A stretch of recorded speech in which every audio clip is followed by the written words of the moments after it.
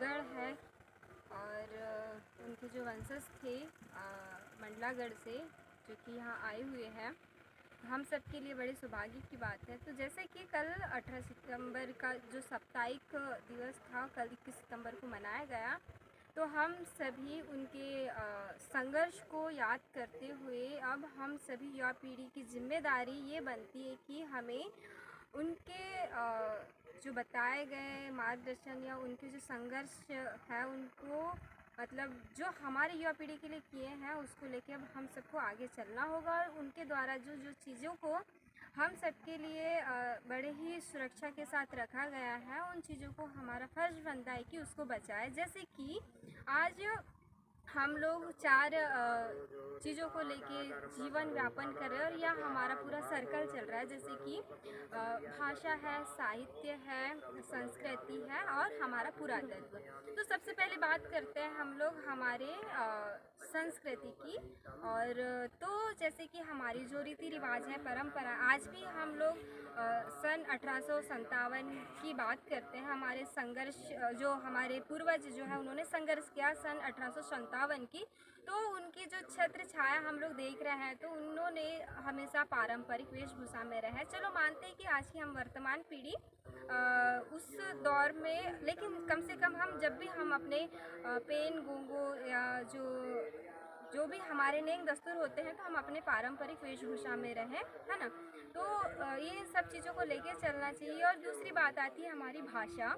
तो हमारे जो पूर्वज है, पहले ऐसा होता था कि हम जैसे आज हम सभी लोग पचेलगढ़ में हैं, जो कि ये मंडला से कुछ दूरी पे और जबलपुर से कुछ दूरी पे है और ये मरावी वंश का ही एक गढ़ है। तो जो कि सोचिए उस दूर से यहाँ तक, तो यहाँ पे दूर दूर तक के हमारे राजा, आज हम सिर्फ मरावी वंश की ही बात नहीं कर रहे, हमारे जितने भी राजा महाराजा लोग रहे हुए हैं तो उनके जो गढ़ किले बावलियाँ जो बनी हुई है हमेशा मतलब कुछ कुछ दूरियों पे बनी हुई है। तो पहले क्या होता था कि हमारे जो पेन पट्टा है हमारे पुरखों के साथ चलते थे, बोलते हैं और बताते कि उनका बड़ा आशीर्वाद होता था।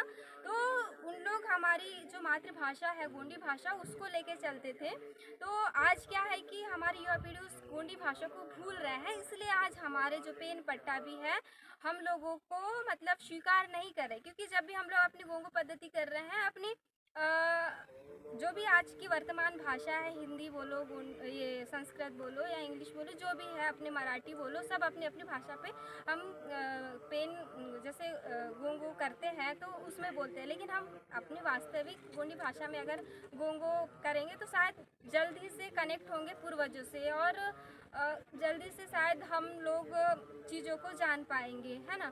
और ये हमारी मातृभाषा है, तो हमारी मातृभाषा को भी बचाना है, हमारी संस्कृति को भी बचाना है, जैसे कि हमारे पूर्वजों ने बचा के रखा। क्योंकि भाषा के माध्यम से हमारे पेन पट्टा बहुत जल्दी समझ आते थे या सुनते थे उनकी पुकार, तो उनके साथ चलते थे। तो इसीलिए तो है, नहाने का स्थान अलग होता है, खाने का स्थान अलग है, रहने का स्थान अलग है, उनका मीटिंग करने का स्थान अलग है। जितने भी हमारे राजा महाराजाओं के किले महल देखोगे तो आप लोग अलग अलग चीज़ें दिखाई देगी। क्यों? क्योंकि वो हमारी व्यवस्था अनुसार चलती थी। लेकिन आज क्या हो रहा है कि हम अपनी व्यवस्था अनुसार नहीं चल रहे हैं। साथ में बात करते हैं हमारे जो पुरातत्व की, जो हमारे गढ़ किले हैं, है ना।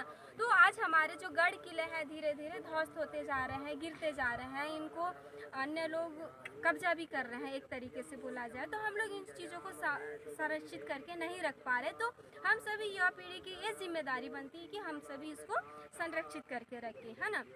वैसे ही अब बात करते हैं साहित्य की। तो साहित्य में भी अभी क्या हो रहा है कि चलो हमारे अपने पूर्वज थे तो उस समय तो बहुत अच्छी बात है, परंतु अब उन्होंने हम लोगों के लिए इतिहास छोड़ के गया, परंतु उस समय लिखावट नहीं थी। लेकिन आज भी उन्होंने पत्थरों पे बोलो या कहीं पे भी बोलो, आज हम लोगों के लिए कुछ कुछ निशानियाँ छोड़ गए हैं, अपना साहित्य छोड़ गए हैं। परंतु आज जैसे वर्तमान स्थिति की बात करते तो आज हमारा इतिहास लिखा जा रहा है, बहुत अच्छी बात है। परंतु हमारा इतिहास जो है आज गलत लिखा जा रहा है, 50% सही लिखा जा रहा है और 50% गलत। तो जैसे कि बात करते हैं, अभी एक बुक हम लोगों ने कुछ समय पहले पढ़ा था, हमारे राजा महाराजाओं की ही बुक है, रघुनाथ शाह जी की और शंकर शाह जी की, जिनके जीवनी को लिखा गया। आप सभी सोचिएगा, हम भी सोच रहे हैं, चिंता का विषय और चिंतन कर रहे हैं। जैसे सन 1857 की बात आती है, तो उसके पहले की जब हम बात करते हैं तो हमारे इसमें आदिवासी शब्द नहीं था, हमारे इसमें गोंड गोंडवाना वंश करके शब्द था। तो ये आदिवासी आप कहाँ से लाए? उस बुक में जैसे कि अब क्या हो रहा है, साहित्य के माध्यम से भी हमारे इतिहास को बदला जा रहा है, गलत छापा जा रहा है और हमारी आने वाली पीढ़ी को गलत जानकारी दी जा रही है। जबकि हमारे राजा महाराजा ना तो आदिवासी अपने आप को बोलते थे और ना ही हमारे गढ़ किले आदिवासी के नाम से है। आज भी हमारे गढ़ किले गोंडवाना के नाम से हैं, हम गोंडवाना के वंशज हैं। इस प्रकार हमारे राजा महाराजाओं ने कहा। और आदिवासी शब्द कहाँ से आया? जब उस बुक को पढ़े हम लोग तो बड़ा अजीब लगा।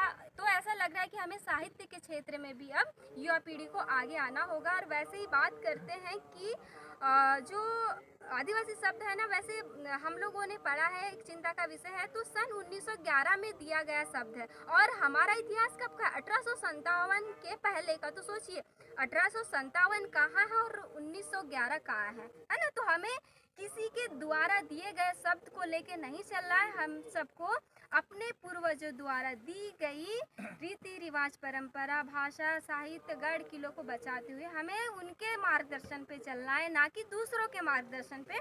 बस इतना ही कहना चाहूँगी मैं इन्हीं शब्दों के साथ। सादर सेवा सेवा सेवा जोहार। मैं रायता वैशाली धुरे, मध्य प्रदेश, बालाघाट जिले से। और ये हमारी पूरी टीम आई हुई है और दादा के मार्गदर्शन से और भी कुछ जैसे दादा लोग हैं जो यहाँ के हैं, उनके मार्गदर्शन से हम सबको बहुत अच्छी जानकारी मिली है और बताया जा रहा है।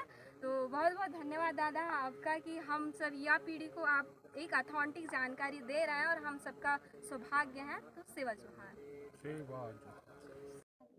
मावा गोंडवाना मावा राज सेवा जोहार की अतुना। जैसे कि गोंडवाना स्टूडेंट यूनियन मध्य प्रदेश और छत्तीसगढ़ के एक खोजी दल के बच्चे यहाँ पर आए हुए हैं वैशाली धुर्वे के नेतृत्व में। और अभी हम पचेलगढ़ क्षेत्र के गढ़ में यहाँ बैठे हुए हैं, जो बावनगढ़ महाराजा संग्राम शाह का हमारे पुरखों का बनाया हुआ है। तो इस गढ़ के माध्यम से बहुत सारी ऐसी चीज़ें, बहुत सारे ऐसे संकेत जिनको अभी तक कोई शायद खोज नहीं पाए हैं या उनको समझ नहीं पाए हैं। तो ये बच्चों की टीम, शायद हम लोग भी इस उम्मीद पे हैं कि उन संकेतों को पढ़ा जा सके या उनको समझा जा सके। थोड़ा थोड़ा हम लोग भी रिसर्च करते हैं, थोड़ा थोड़ा हम लोग भी प्रयास करते हैं कि हम लोगों का ये, जैसे अभी वैशाली बता रही थी कि हमको किसी का बताया हुआ इतिहास नहीं पढ़ना है, और अगर हमने पढ़ भी लिया है तो हमको उसको खोजना है कि कहाँ पे हमारे इतिहास को बदला गया है, कहाँ पे हमारे इतिहास को परिवर्तित किया गया है। लगभग 200 या जिसको हम बोलें कि 2000 साल करीब का गोंडवाना का इतिहास आप सभी ने सुना होगा। और गोंडवाना से आजकल धीरे धीरे लोग आदिवासी शब्द की तरफ बढ़ चले हैं। और हमारे पुरखों ने, जैसे वैशाली ने बताया, बिल्कुल सही बात है कि आदिवासी शब्द का पहले कहीं उल्लेख नहीं होता था, लेकिन जैसे जैसे कानून बदले हैं अब आदिवासी शब्द बहुत बहुतायत में बोला जाने लगा है। और हमको कोशिश ये करनी है कि हमारे पुरखों ने जो ये व्यवस्था बना रखी है, पुरखों की बहुत सारी व्यवस्थाएं हमने अपने क्षेत्र में देखी हैं कि हमको अपने देवी देवताओं के स्थान में किस पोशाक में, किस वेशभूषा में जाना है, वहाँ क्या हमको, किस पद्धति का हमको, किस रूढ़ी का, किस नेम का, किस दस्तूर का हमको वहाँ पर उपयोग करना है। और आप सभी चूँकि जागरूक बच्चे हैं, खोजी बच्चे हैं, जो अपने अपने इतिहास को खोजने की कोशिश कर रहे हैं। और मुझे लगता है कि कछारगढ़ के पहले हम सब शायद एक दूसरे को नहीं जानते थे, और कछारगढ़ में सेवा देने का 5 दिन मैंने वहाँ पे सेवा दी, तो उसका मुझे जो एक पॉजिटिव एनर्जी कछारगढ़ से मिली, उसके बाद मुझे बहुत सारी चीज़ें समझ में पुरखों की व्यवस्थाओं की आने लगी। और मैं कोशिश ये कर रहा हूँ कि आप लोग भी उन चीज़ों को, उन बातों को समझें, उनको देखें। जहाँ जहाँ भी हमारे गढ़ हैं, जहाँ जहाँ भी हमारे पुरखाओं की व्यवस्था है, जहाँ जहाँ भी हमारे देव स्थान हैं, जो भी हमारे रूढ़िगत परंपरा से जुड़े हुए जो भी स्थान हैं, आप सब उनको खोजें, उनके बारे में लिखें। और हम लोग भी ये प्रयास करेंगे कि जहाँ जहाँ भी उस इतिहास को छुपा के रखा गया है या उसको बदल दिया गया है, उसको सम्मिलित रूप से आप लोग अलग अलग ज़िलों से आए हुए हैं, अलग अलग राज्यों से आए हुए हैं, तो उसको एक मूवमेंट हम बना के चलें और सभी अपने अपने गांव में, अपने अपने ज़िलों में जो जानकारी पुरखों की, अपने देव स्थानों की, उनके संबंधित अमर शहीदों की, उनके व्यवस्थाओं की और गांव के व्यवस्थाओं की जो भी जानकारी है, सब आप उसका एक कलेक्टिव डाटा, एक सेंट्रल कमिटी आप लोग बनाइए या सेंट्रल हब आप लोग बनाइए कि जहां भी जिस ज़िले की जो जानकारी है उसको हम एक मुख्य जो सेंट्रल कमिटी के पास पहुंचा के उसका एक डाटा, चाहे वो वीडियो के माध्यम से हो, चाहे वो लेखन के माध्यम से हो, चाहे बोल बोल के हो, जब हम बोलेंगे, लिखेंगे, उसका वीडियोग्राफी करेंगे तो आगे आने वाली पीढ़ी तक ही जानकारी पहुंचेगी। अभी इस पचेलगढ़ क्षेत्र में बहुत सारी जानकारियां हैं, बहुत सारी जानकारियां आ चुकी है, बहुत सारी जानकारियां आनी हैं। तो आप लोग भी अपने अपने गांव में, अपने अपने गढ़ों के क्षेत्र में, आप लोगों के नज़दीकी गढ़, किले, महल, बावली, जो कुछ भी गोंडवाना से संबंधित है उसको खोजें और उसको समाज के सामने लेकर आएँ। आप सब यहाँ पर 2 दिन से यहाँ पर हैं और आप लोगों को लगता है कि जानकारी जो इस क्षेत्र से मिली है तो काफ़ी कुछ आप लोगों ने जाना समझा होगा और आगे आने वाले समय भी जानेंगे। और एक दूसरे से ही सीखना है। मैं भले ही आप लोगों से उम्र में बड़ा हूँ, लेकिन काफ़ी सारी चीज़ें मैं आप लोगों से सीख रहा हूँ, हमारे जो सहयोगी हैं उनसे सीख रहा हूँ। और इस सीखने की भावना, खोजने की जब भावना जब हम लोगों में आएगी, तभी हम लोग अपना इतिहास, अपने गोंडवाना का इतिहास खोज पाएंगे।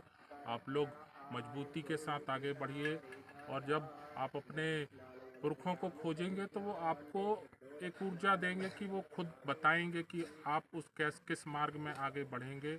आप लोगों को बहुत बहुत शुभकामनाएं, बहुत बहुत धन्यवाद। आपने 21 सितंबर बलिदान सप्ताह को यहाँ पर उपस्थित होकर हमारे गांव की एक परंपरा को जाना समझा और आज भी आप लोग यहाँ पर 22 तारीख को हैं और बहुत अच्छा लगा आप सभी लोगों से मिलके। आगे भी आप लोगों से मिलना होता रहेगा। आप सभी को सेवा जोहार, सेवा जोहार।